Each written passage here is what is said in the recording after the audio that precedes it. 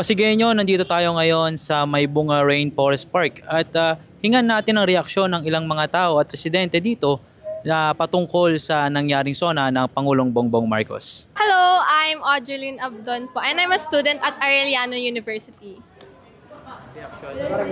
Reaction ko po sa nagdaang na SONA, yung sinabi niyo po na about sa corruption po, maybe po dapat inaalam niya po muna kung sino yung mga corruption doon na nasa Senado po. Dapat po alam niya po yung mga pinagagawa. Hindi lang po yung sabi po siya ng sabi na hindi naman niya alam na pinapatamaan niya na yung sarili niya po. Mayroon ka ba bang gustong marinig sa mga susunod pa na SONA ng Pangulo? Ano pa yung gusto mong mangyari? Gusto ko po yung sa, ang dami po kasing problema sa edukasyon po. Yung mga province po na walang sapat na education po or paaralan, dapat po gawan na po yun ang paraan. And yung mga seats po na broken po, dapat po ayusin na po yun. Hindi po yung puro focus lang po sila sa system po ng pag-aaral. Mag-focus din po sila sa kaayusan po ng paaralan. Ako nga po pala si Teresa May Bicabahit. Taga STEM 2A po ng AU. Shoutout po sa teacher ko dyan na nagtampo. Sorry na, Ma'am Jane! So, sa napanood mo SONA, ano masasabi mo? Ayos lang naman po kasi naisabi ng Pangulo kung ano yung dapat sabihin ng isang presidente sa mga kababayan niya. May tumatak ba sa'yo na sinabi niya during kanyang talumpati? Opo, doon sa may public hospital billing po, na zero na daw po, wala nang babayaran. Meron ka bang gustong marinig sana sa mga sinabi niya pero hindi niya nabanggit? Sana po doon sa public hospital na sinabi niya, kasama na po yung private hospital na zero billing na rin po. Ako nga po pala si Joel Nuevas. Ang masasabi ko po doon sa SONA ni PBBM ay hindi po niya nabanggit ng malinaw po yung tungkol sa mga manggagawa. Wala po siyang malinaw na sinabi kung a-actionan po ba yung problema po sa mga manggagawa. Meron pa po ba kayong gustong komento pa? Like, meron po bang part na naantig kayo sa kanyang mga sinabi o meron po ba o wala? Doon po sa budget sa flood control, wala pong malinaw na kung saan po napunta at ano po ang mga naging maganda ang mga natapos po na proyekto sa billion po na project. Ako po si Ginang Remy Conarco, 64 years old, coming 65 na po this year.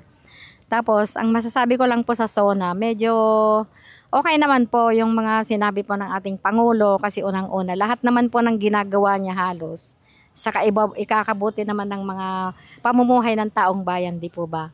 Ngayon, ang medyo nakulangan lang po siguro, gawa nga ho nung tungkol sa impeachment. Sa bagay, ever since naman, di ba ayaw niya ng impeachment?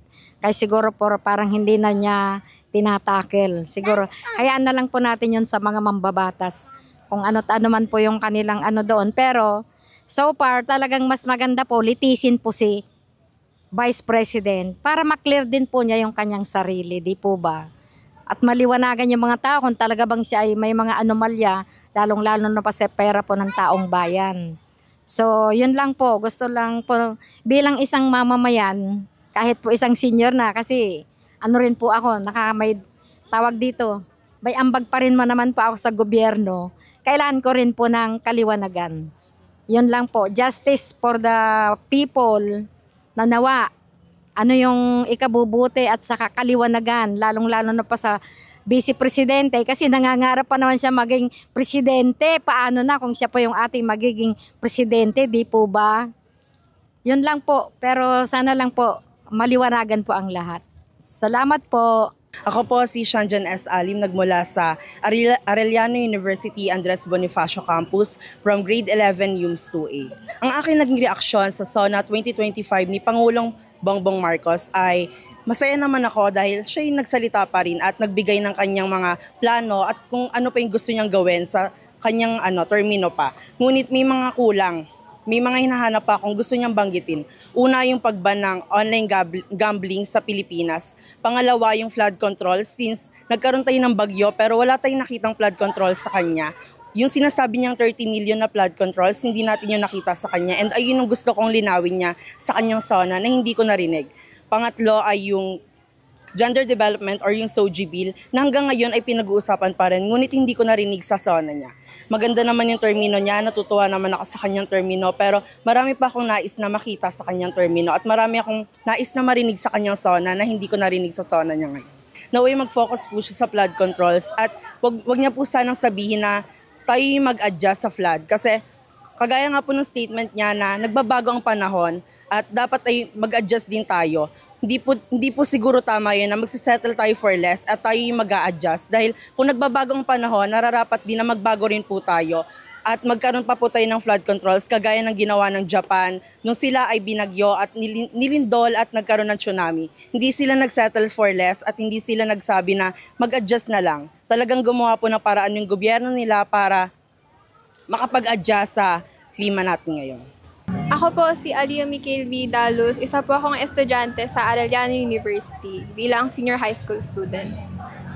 And sa nagkaraang SONA po ni President Bongbong Marcos, about po dun sa sinabi niya po sa mga flood controls project ng mga barangay or di kaya ng mga regions, medyo nakaka-off lang po kasi dapat po minomonitor po talaga nila yung mga flood control projects. Saka po lalo na po dun sa mga pangakong binigay niya po before sa elections. Pangatlong year niya na po to as president pero parang wala pa pong nakikita yung mga taong natutupad sa isa dun.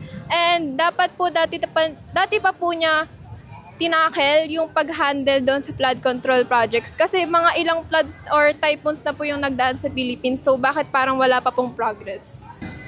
About po dun sa mga pangako niya na bababa yung presyo ng mga bilihin, ganon, or di po kaya tataas yung sahod ng mga ibang manggagawa. Parang sa panahon or sa situation po ng mga manggagawa ngayon or ng mga mamayan, hindi pa rin po nasusolusyonan, lalo na po dun sa bigas na minention niya before, hindi pa rin po bumababa yung presyo nila. So sana po, mas nagtuon din po siya ng ng focus.